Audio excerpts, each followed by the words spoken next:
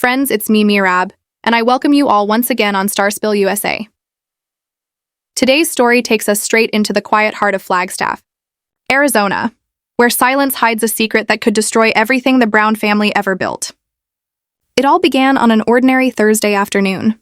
Christine was packing up the last of her things from the house she once shared with Kody. The air was thick, a mix of stale perfume and dust, as though the house itself had stopped breathing the day she left. She wasn't there to look back, only to clear out what remained. But when she dragged a heavy cabinet from the wall, something unexpected happened. A soft click, followed by the sound of a drawer slipping loose. Inside, a thick manila envelope sat waiting. The words stamped across it froze her heart cold. Family Holdings, LLC, private. Christine frowned.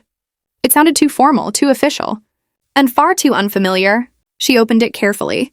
Her eyes scanned the document, her pulse quickening with every word. It was an LLC agreement, 2 years old, between Kody Brown and Robyn Brown, a legal entity giving them total control over all family income from the Sister Wives show. Book royalties, brand deals, merchandise, everything. But what made her stomach twist was the next page. There, neatly printed, were the signatures of Meri Brown, Janelle Brown, and Christine Brown herself. Except, Christine had never signed it. She stared in disbelief. The handwriting looked wrong, forced. When she reached Meri's name, her breath caught. Even that didn't match. It wasn't just betrayal. It was forgery. Christine's hands trembled as she shoved the papers into her purse and left the house without another glance. Her mind was spinning, not with heartbreak this time, but with fury. She drove straight to Janelle's. The two hadn't been particularly close lately, but Christine didn't care. She needed someone who would understand what she had just uncovered. Janelle sat at the dining table, reading every page in silence. Her jaw tightened as she turned each sheet. Finally, she looked up. "He used our names," she whispered. "He created this company without even telling us." Christine nodded. "And I think he forged our signatures." The room changed in that moment. It wasn't about sisterhood or broken marriages anymore. It was about justice. They decided they needed to involve Meri, the final piece of the puzzle. At first, Meri resisted. Her voice was small, cautious. Kody wouldn't do something like that, not without a reason. But when Christine handed her the document and Meri saw her own signature, her hands began to tremble. "That's not my writing," she whispered. "That's not mine." Now all three women knew. This wasn't just deceit. It was fraud. Christine didn't waste time. The next morning, she walked into the office of Dana Meeks, a respected civil litigator known for handling financial fraud. Dana flipped through the papers, her trained eyes narrowing at the missing notarization. "This is bad," she murmured. "That clause right there gives them full ownership of all revenue streams. That's not a mistake. That's deliberate and actionable." Janelle leaned forward. "So we can sue?" Dana nodded. "You can sue for forgery, fraud, and financial misrepresentation. If what you're saying is true, this could end up in court." By the end of the week, Brown versus Brown was officially filed, a civil fraud lawsuit naming Kody and Robyn as co-defendants. The media exploded. TMZ, People magazine, and countless gossip blogs ran headlines like, "Sister Wives Turn on Kody, Secret LLC Exposed." Fans flooded Reddit. YouTube channels lit up with analysis and outrage. Kody found out during a business lunch. His attorney's voice was trembling on the phone. "You're being sued. Christine, Janelle, and Meri are accusing you of forging signatures."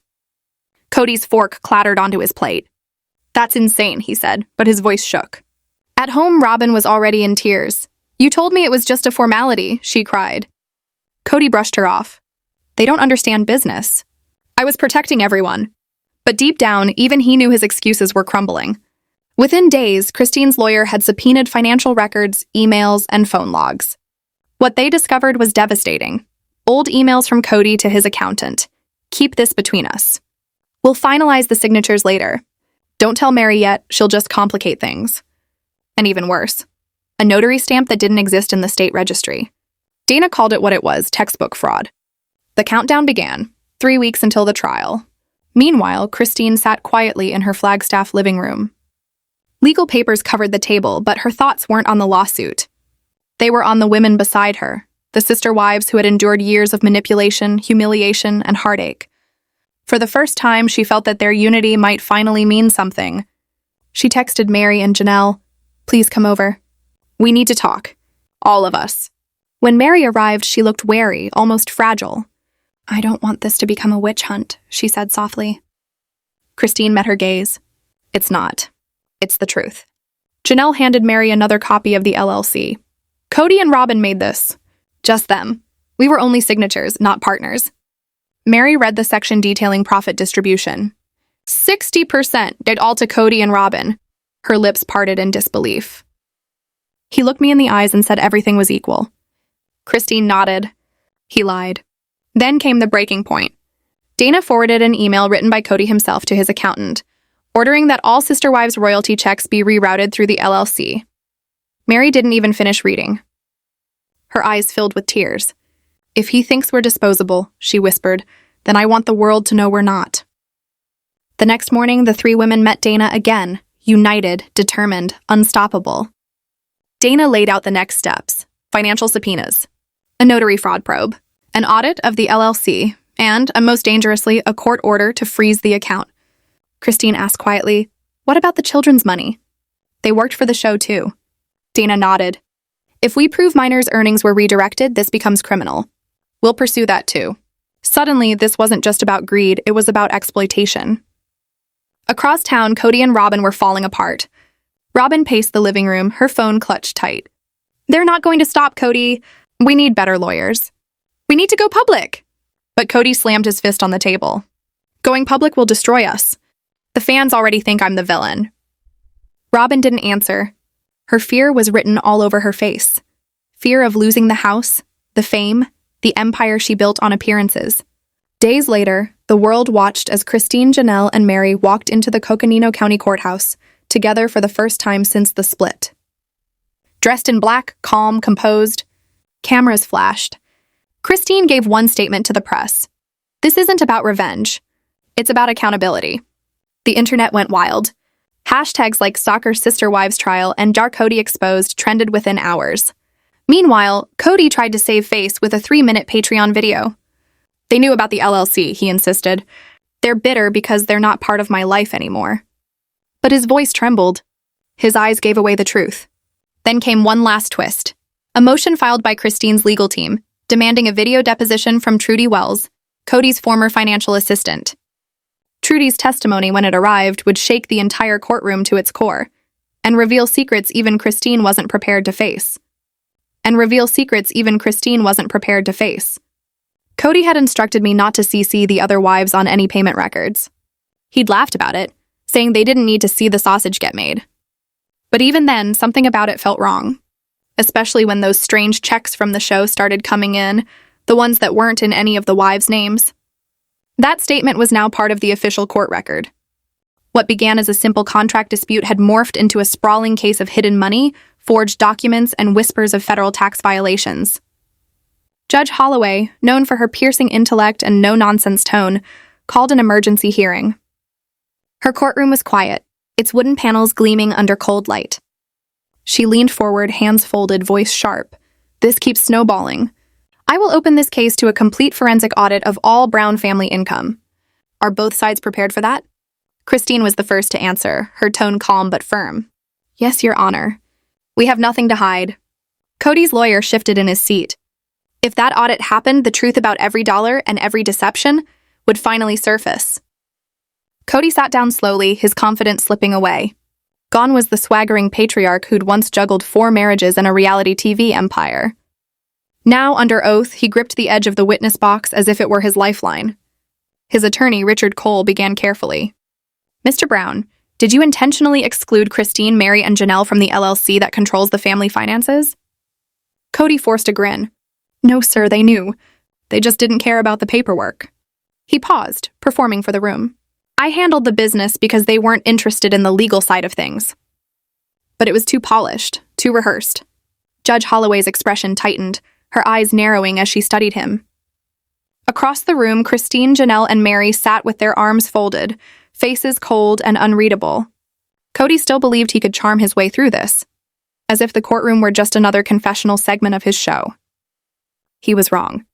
The wives' attorney, Dana Meeks, rose from her chair, her steps deliberate, her stare fixed on him like a predator closing in. Mr. Brown, she began, let's revisit this claim that everyone was aware of the arrangement. I'd like to present Exhibit C, the email you sent to accountant Jeremy Wilds on March 11th, 2021. She pressed the remote, and a slide appeared on the screen behind Kody. A magnified email that read, let's leave this between you and me for now. I'll bring the wives in later if necessary. It's best they're not emotionally invested in this phase. A murmur rippled through the courtroom. Someone gasped. Dana's tone hardened. Does that sound like a man involving his family in financial decisions, Mr. Brown? Kody's jaw tightened. That was taken out of context. Oh? Dana lifted an eyebrow. Then perhaps you can explain the next line, where you write, they wouldn't see the strategy. This is simpler with only me and Robyn signing. The silence that followed was suffocating. Judge Holloway leaned forward. Mr. Brown, answer the question. But Kody said nothing. His carefully constructed world of control and manipulation was cracking in real time, and everyone could see it. Dana pressed on, unwavering. We also have Mrs. Brown's text messages confirming she signed without the others being present. And we've secured a notarized affidavit from the notary who refused to authenticate the documents, because none of the other wives were physically there. She turned to the judge. Your Honor, the evidence shows that not only were these women excluded, their signatures were forged after the fact. The courtroom froze. Judge Holloway's voice dropped to a chilling calm. This court takes forgery seriously. If proven, this goes beyond a civil dispute. It becomes a criminal matter. Kody's lawyer sprang up. Objection, Your Honor. Speculative? Overruled, the judge snapped. Mr. Brown will answer all further questions directly. No evasions. Christine leaned over to Meri and whispered, he's losing it. And he was, because the next witness was someone he never thought would turn against him. Robyn. She walked slowly to the stand, pale and trembling. Her eyes refused to meet his. The bailiff read her oath, and for the first time she looked truly small, not the confident wife the cameras once adored. Dana approached. Mrs. Brown, were you aware that Christine, Meri, or Janelle had signed the LLC documents when they were filed? Robyn shook her head, voice breaking. No. I was told their signatures were already handled. Handled by whom? By Kody. The name landed like a hammer. Dana took a step closer. Did you see any of the other wives sign the documents? No. Did you ever ask? I did once, Robyn whispered. But Kody said the accountant had it under control. He said it was for the show. For taxes. I didn't want to stir up drama. So you knew they weren't involved and you stayed silent? Robyn wiped her eyes. I trusted him. That was the moment the courtroom shifted. The balance of power that had held the Brown family together for decades shattered in an instant. Judge Holloway's voice was cold as marble. Mr. Brown, the evidence shows you submitted an LLC containing forged signatures. You redirected royalty payments into an account shared only with Mrs. Brown. That constitutes financial fraud. Kody's face flushed crimson. He slammed his hands on the table. They wanted out of the family. I kept things running. The taxes, the media, the brand. They walked away. Why should they get anything? The words hung in the air like poison. Dana's lips curved into a knowing smile. So it wasn't about inclusion or management. It was retaliation. Meri whispered to Christine, there it is. Janelle bowed her head, quietly shaking.